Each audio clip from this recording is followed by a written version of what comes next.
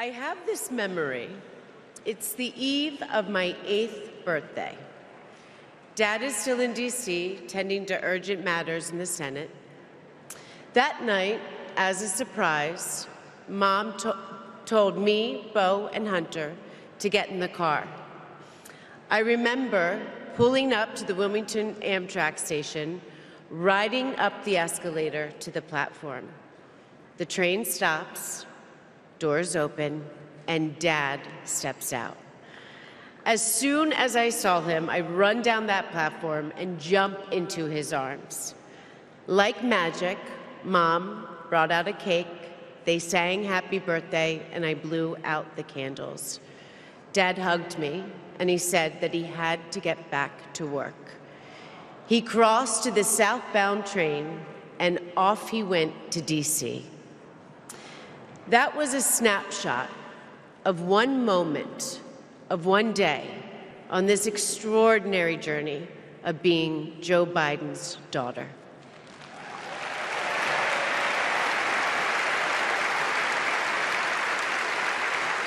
Joe Biden is the OG girl dad.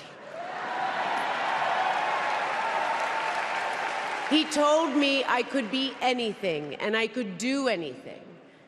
As a child, I would sit on the leather chair in his office doing my homework, and he would sit next to me doing his work, drafting the Violence Against Women Act.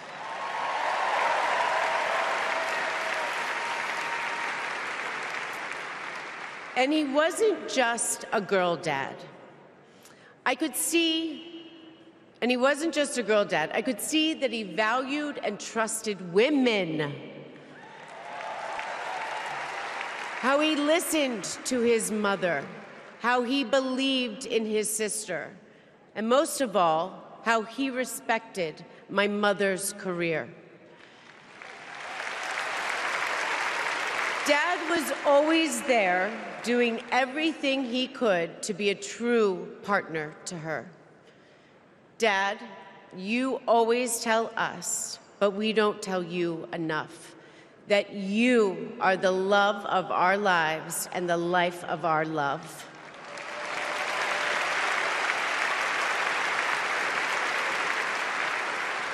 I had my wedding reception in my parents' backyard.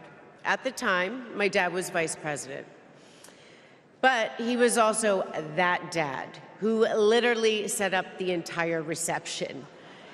He was riding around in his John Deere four-wheeler, fixing the place settings, arranging the plants, and by the way, he was very emotional.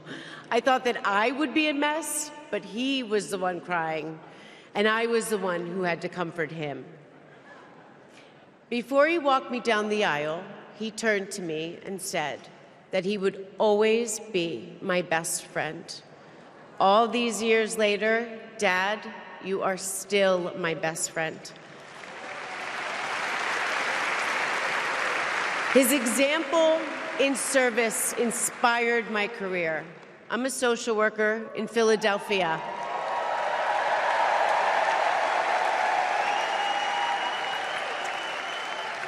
I support formerly incarcerated women as they heal from past trauma and they reclaim their lives. Dad always told me that I was no better than anybody else and nobody was better than me. He taught me that everyone deserves a fair shot and that we shouldn't leave anyone behind.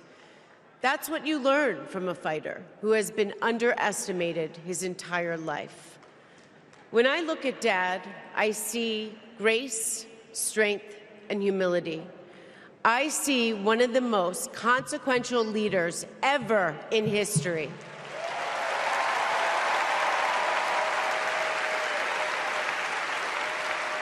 And I also know that he never stops thinking about you, about your dreams, about your dignity, about your opportunities, about your family.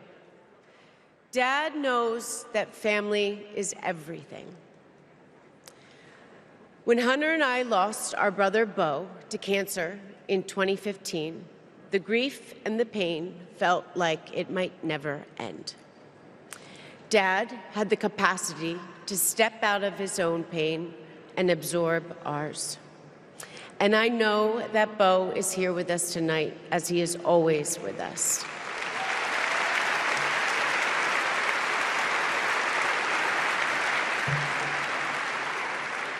After Bo passed, I got this tattoo on my wrist. It says, "Courage, dear heart."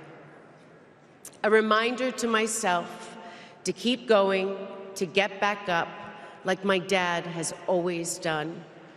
He has taught me that a courageous heart is a miraculous thing. A courageous heart can heal a family.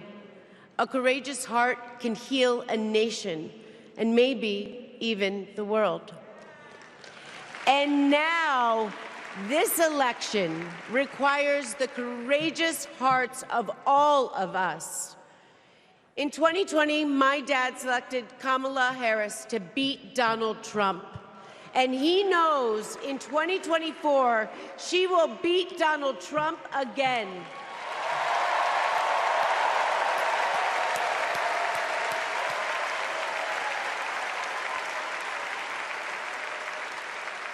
So tonight, I am asking you, if you stood with us in 2020, call upon your courageous heart. Stand with us today. Work harder than you have ever worked before in your life. This is the fight of our lifetime. Our freedom, our democracy, our reproductive rights. All of this, all of it is on the ballot. And I know together we can do this because my dad helped show us the way. And now, I would like to introduce my father, your 46th President of the United States, Joe Biden.